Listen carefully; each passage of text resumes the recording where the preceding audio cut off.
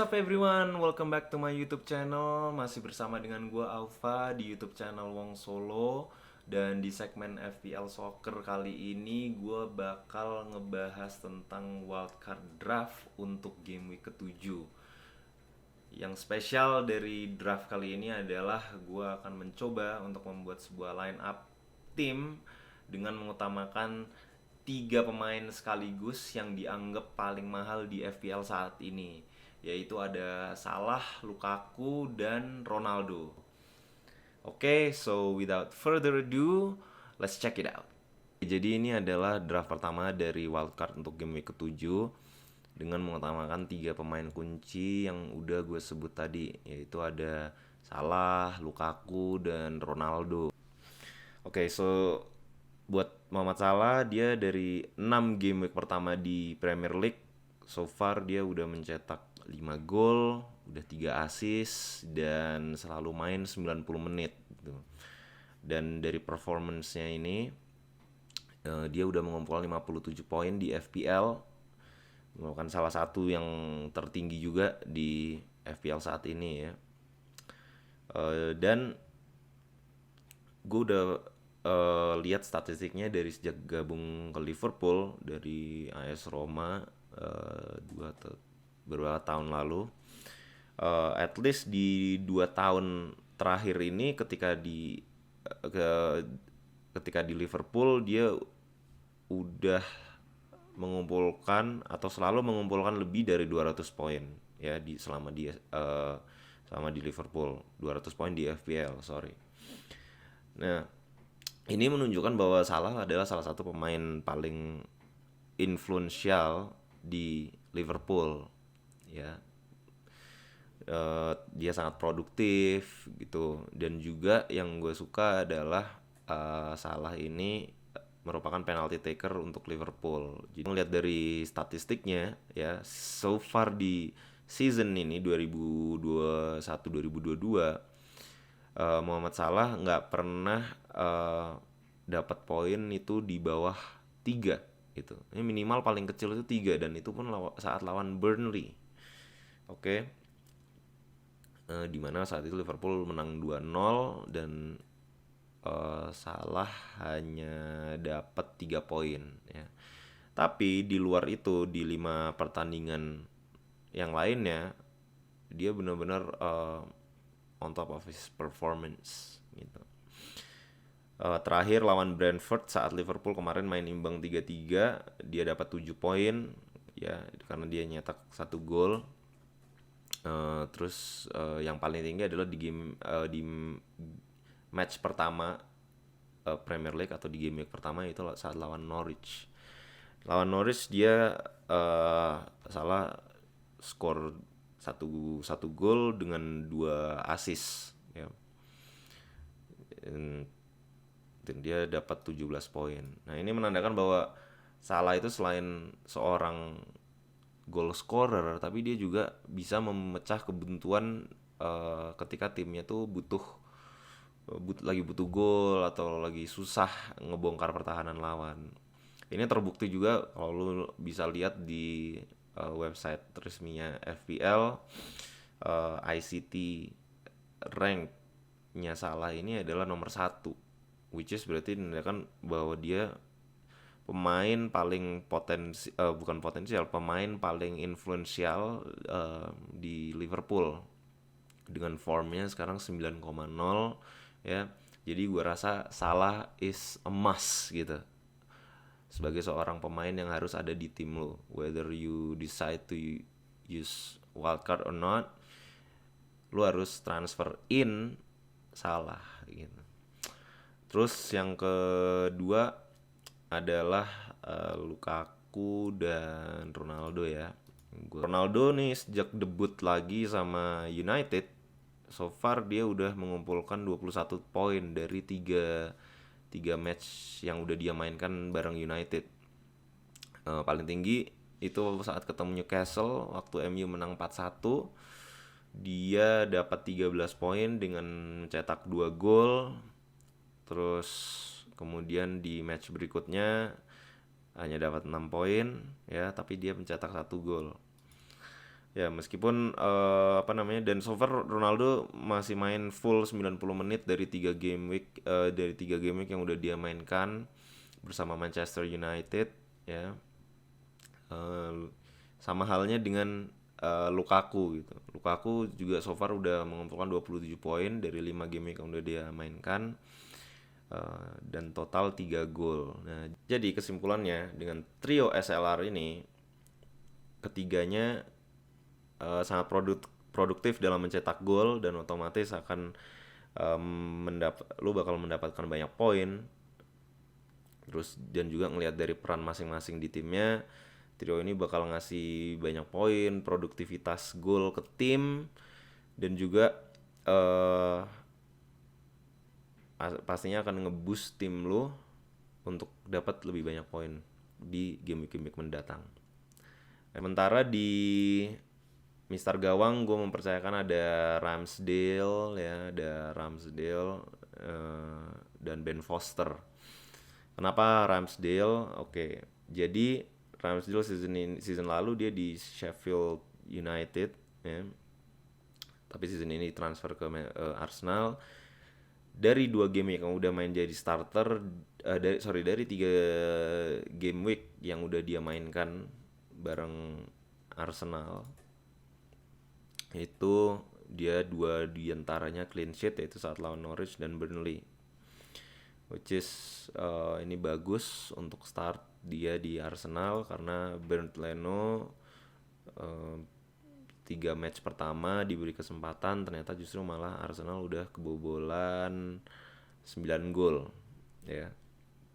Dan di tiga game week ini, Ramsdale udah ngasih 7 saves ke Arsenal, dan so far baru kebobol 1 gol. Nah, 1 gol itu kemarin Spurs. Waktu lawan Spurs dia kebobol, sementara Leno udah kebobol 9.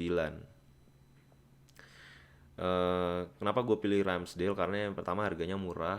Seperti yang udah pernah gue jelaskan di video sebelumnya, gue nggak begitu suka untuk nge-spend banyak di kiper, jadi kalau bisa semurah mungkin, tapi yang masih oke.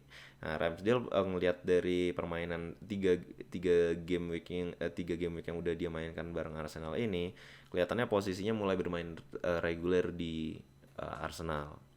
Terus kemudian ada Ben Foster di kiper kedua yang bakal jadi bench gua. Umurnya sekarang udah 38 tahun, sempat cedera di awal musim ini, tapi dia udah mulai kembali main bareng Watford, ya, di 2 game week, di game week 5 dan game week 6 main full 90 menit. So far udah 6 poin. Total save-nya adalah 9 kali save dari 2 game week. Untuk kalian yang cari opsi murah untuk bench, bisa pilih Ben Foster ini, karena apa, chance-nya dia masih jadi kiper nomor 1 di Watford. Jadi in case kalau misalkan Ramsdale ini nggak main, setidaknya Ben Foster masih bisa menggantikan posisi Ramsdale di tim lu.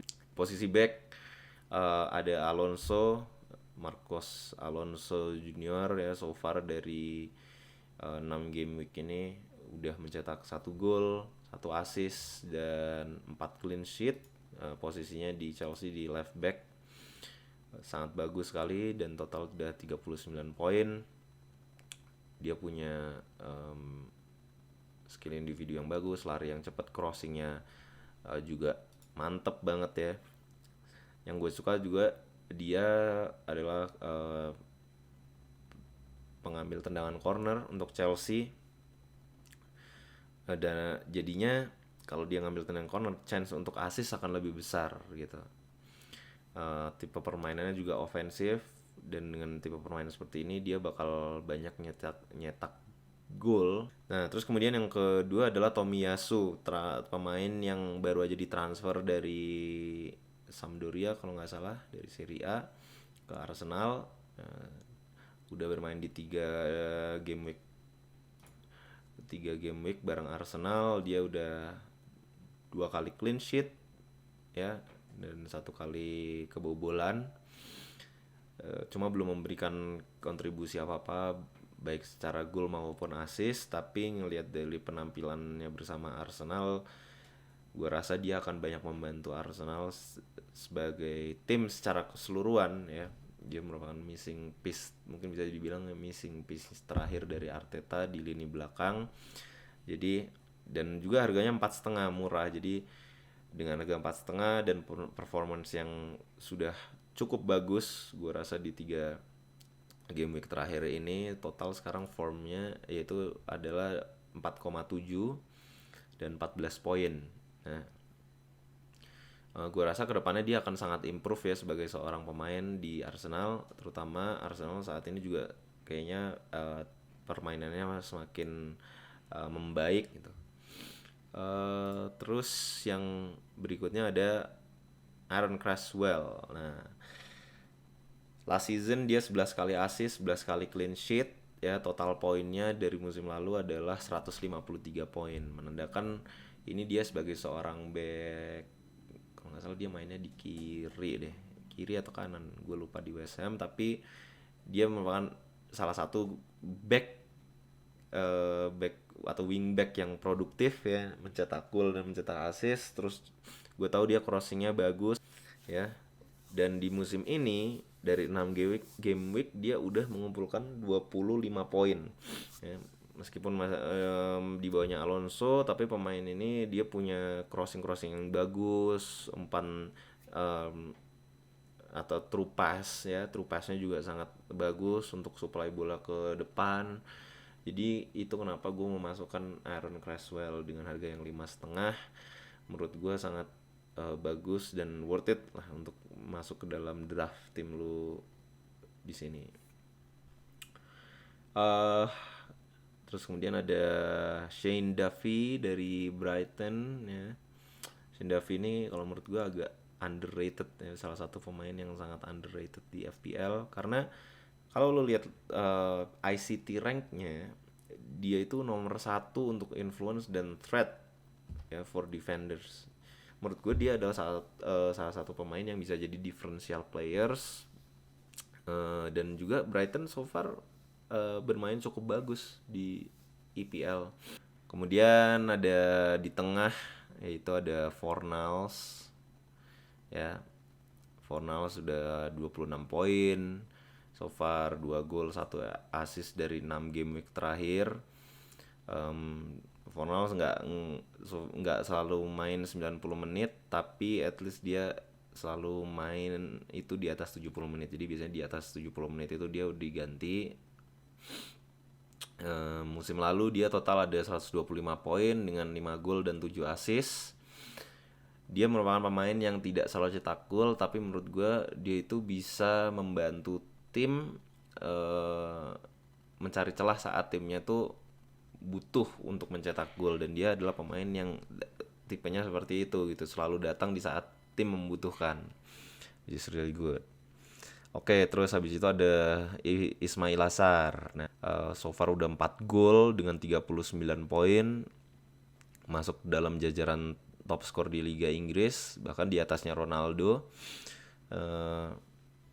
Di musim 2019-2020 dia mencetak 5 gol dengan 7 assist, total poin 107 poin. Nah, dari catatan ini dia salah satu pemain yang influential.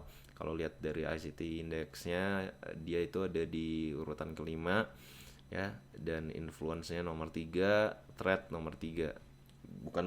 Dia bukan gelandang yang kreatif, tapi dia menurut gue dia adalah seorang gelandang atau midfield goal getter. Terus ada Demarai Gray, 34 poin dari 6 game week ya, ada 3 gol dan 1 assist. Dia pemain muda juga, masuk tim utamanya Rafa Benitez season ini. Musim lalu kalau nggak salah dia mungkin lebih sering dibangun cadangan atau bahkan mungkin dipinjamkan. Gue nggak mengikuti perkembangan pemain ini last season honestly, dan baru mendengar namanya di season ini. Tapi dia so far udah memberikan impresi yang cukup bagus baik itu untuk Everton dan juga para FPL managers ya. Kemudian Yang terakhir ada Saint-Maximin ya. Saint-Maximin itu dia sebagai pemain depan itu ICT ranknya nomor 2, merupakan striker yang sangat kreatif, terbukti waktu kemarin melawan Leeds United.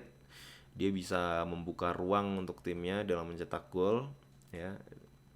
Jadi memang kalau lihat di ICT ranknya dia creativity-nya itu nomor 1 dan influence-nya nomor 3. Sekarang total dia udah mengumpulkan 2 gol dan 3 assist. Dengan adanya Maximin, menurut gue melengkapi pemain-pemain depan di tim lo.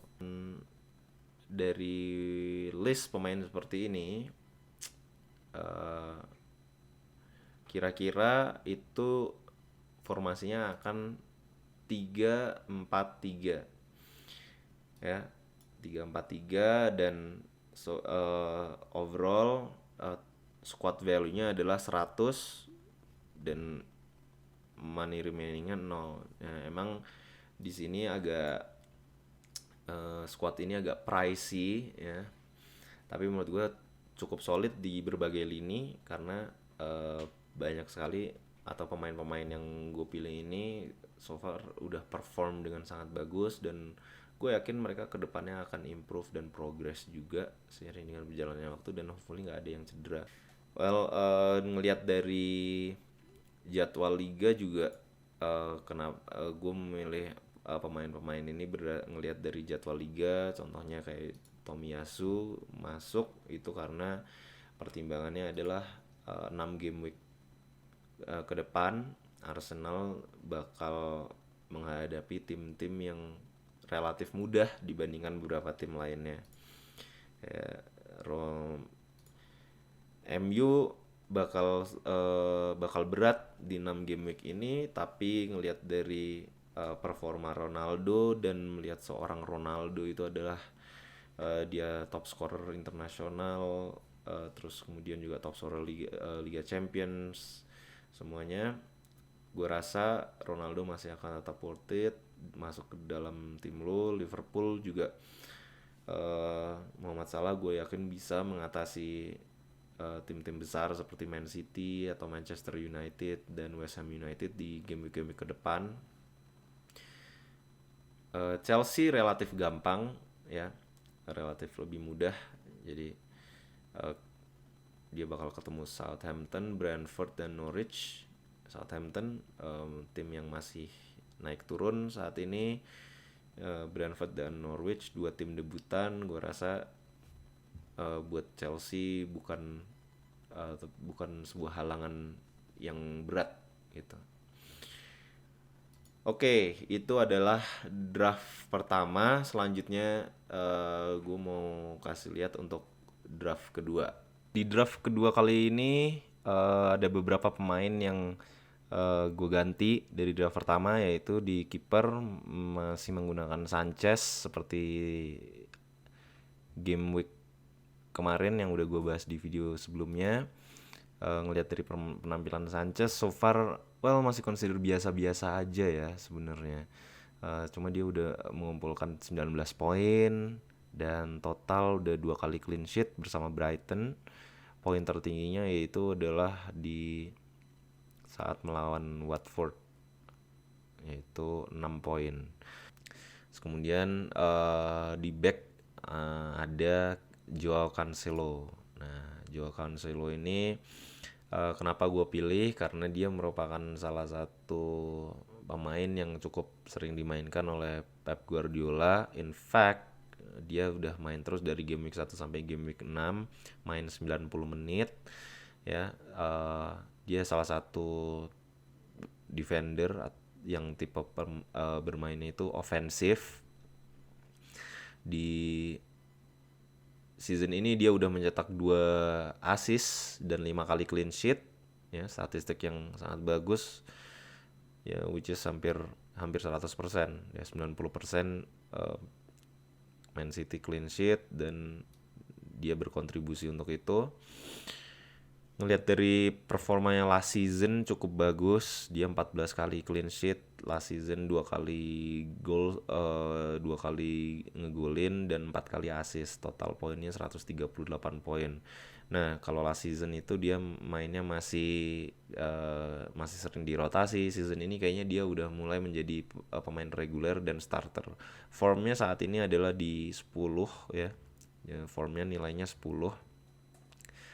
Jadi gue rasa dengan tipe pemain ofensif dan dia punya umpan-umpan terobosan yang sangat bagus ke lini depan, menurut gue bagus jadi option untuk masuk ke dalam draft wildcard lo.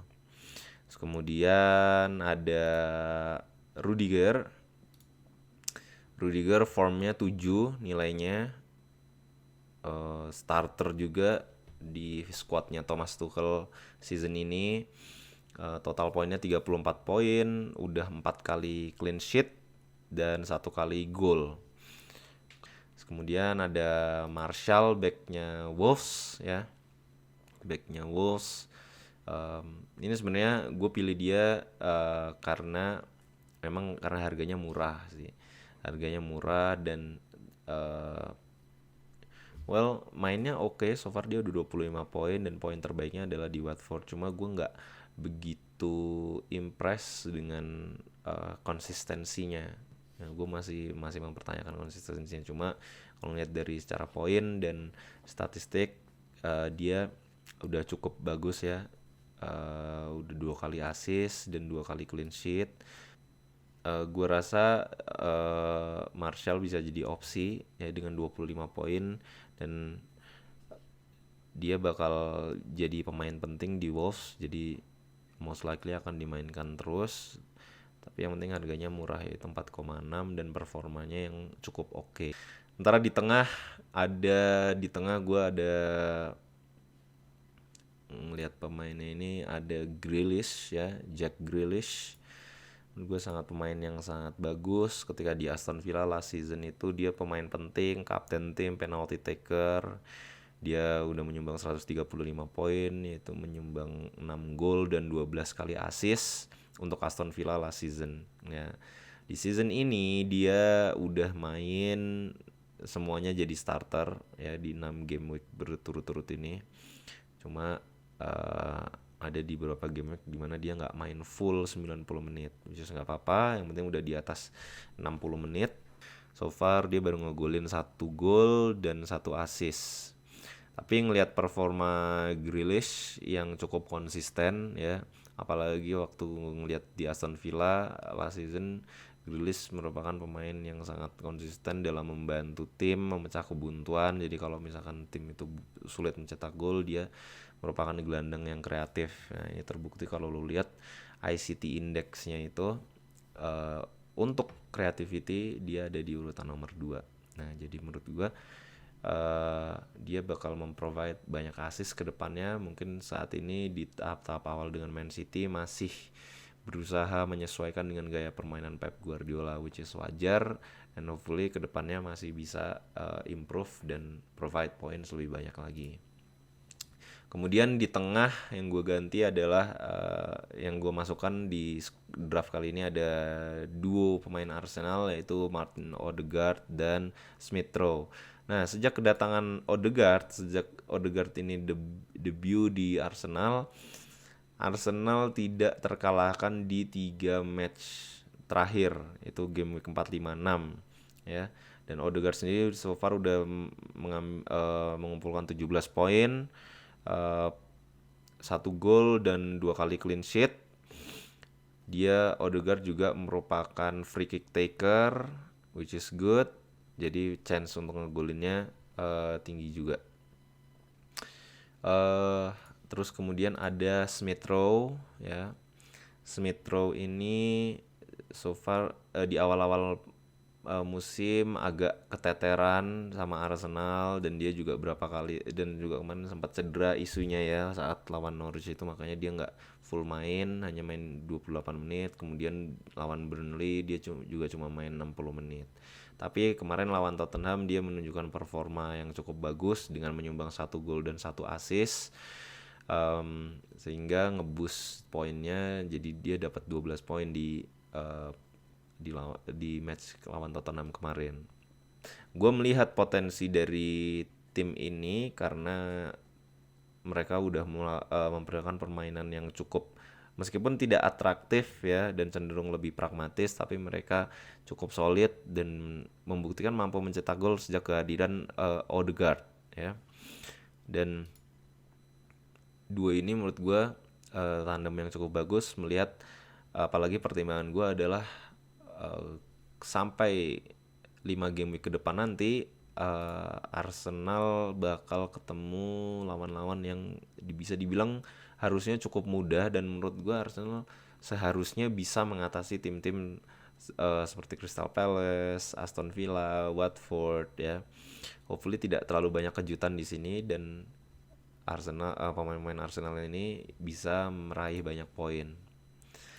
Dari squad ini lu bisa menyusun formasi 3-5-2 seperti ini, dengan kelebihan masih ada sisa uang atau sisa money di bank lu sebesar 0,6. Ini memberikan ruang yang cukup buat lu untuk transfer pemain dan transfer pemain in atau ke dalam squad lu nanti ke depannya ketika game weeknya mungkin lebih berat untuk seorang pemain di tim lu saat ini. Oke guys, itu tadi adalah draft untuk wildcard di game week 7 dengan mengandalkan 3 pemain inti, yaitu Salah, Lukaku, dan Ronaldo. Hopefully you really like the video dan bisa membantu lu dalam menyusun line up untuk game week kali ini, terutama bagi lo yang berencana untuk mengaktifkan wildcard lo. Jangan lupa klik tombol subscribe, like, and also share this video, and I'll see you guys soon.